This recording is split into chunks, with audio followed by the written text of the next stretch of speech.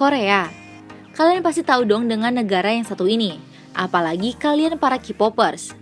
Korea adalah negara para boyband dan girlband Korea tinggal. Negara yang sangat indah penuh dengan kebudayaan dan hiburan.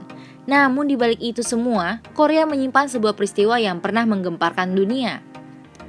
Mau tahu peristiwa apa itu? Langsung aja tonton videonya guys, tapi jangan lupa jaga jarak aman ya saat menonton. Pada Agustus 1945, dua negara superpower tersebut membagi kekuasaan atas semenanjung Korea. Selama 3 tahun ke depan, 1945 hingga 1948, tentara dan perwakilan Soviet membangun rezim komunis di wilayah utara. Sementara di bagian selatan, pemerintah militer dibentuk sepenuhnya didukung oleh Amerika Serikat. Saat kebijakan Soviet ditunjukkan untuk para buruh dan petani, warga Korea kelas menengah terbang ke selatan. Di sana rezim yang didukung Amerika Serikat jelas disukai oleh para anti-komunis dan pendukung sayap kanan.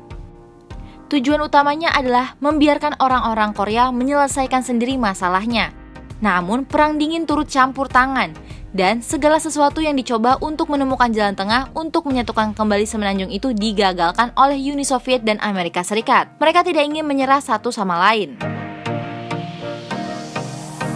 Semenanjung Korea merupakan kawasan pesisir paling strategis di wilayah Asia Timur, memanjang sekitar 1.100 km ke arah selatan daratan Asia kontinental, hingga Samudra Pasifik dikelilingi Laut Jepang. Tempat ini menjadi jalur perdagangan dunia, oleh karenanya banyak menjadi rebutan di berbagai negara adidaya. Sebelum menjadi sebuah negara sendiri, kawasan ini menjadi tanah jajahan Jepang. Sebenarnya dahulu Korea adalah sebuah entitas politik tunggal selama berabad-abad lamanya yang menguasai wilayah semenanjung Korea dan sekitarnya. Kenapa Korea Selatan dan Korea Utara terpisah? Pembagian daratan semenanjung Korea bermula sejak kekalahan Jepang pada Perang Dunia di tahun 1945. Dua negara superpower pemenang yaitu Sekutu dan Uni Soviet membagi kekuasaan atas semenanjung Korea. Pada Agustus 1945, Sekutu dan Uni Soviet menduduki negara Korea sebagai wilayah perwalian yang bertujuan untuk mempersiapkan kemerdekaan negara ini. Sekutu menguasai wilayah semenanjung Korea bagian selatan, sedangkan Uni Soviet di utara. Pemerintah militer dibentuk sepenuhnya di selatan dengan dukungan Sekutu. Sementara di wilayah utara, Uni Soviet membangun rezim komunis yang besar. Tahun 1948, PBB atas permintaan Sekutu melakukan pemungutan suara untuk menentukan kedaulatan Korea. Setelah utara melalui Uni Soviet menolak berpartisipasi, pihak selatan lalu membentuk pemerintahannya sendiri di Seoul yang dipimpin Shin Man-ri. Tidak lama setelahnya, utara juga mendirikan negara komunis yang dipimpin oleh Kim Il-sung sebagai Perdana Menteri dengan ibu kota di Pyongyang. Hubungan antara Sekutu di selatan dan Uni Soviet di utara yang tidak akur kemudian menjadi permasalahan nasional yang menyulut perang saudara.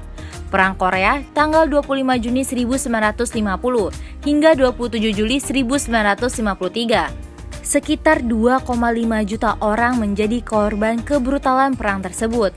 Daratan Korea rata dengan tanah, tidak ada kota yang tersisa.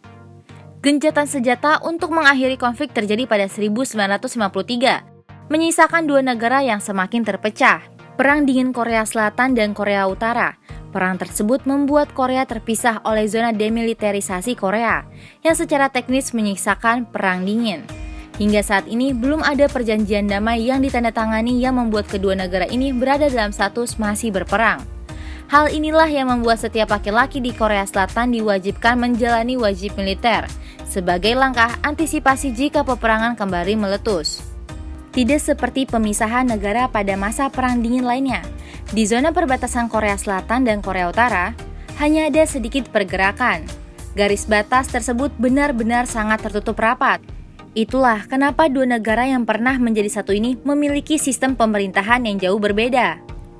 Korea Selatan berhasil mengembangkan ekonomi yang kuat berkat kerjasama dengan Sekutu, sedangkan Korea Utara tetap terisolir dengan perkembangan ekonomi yang rendah.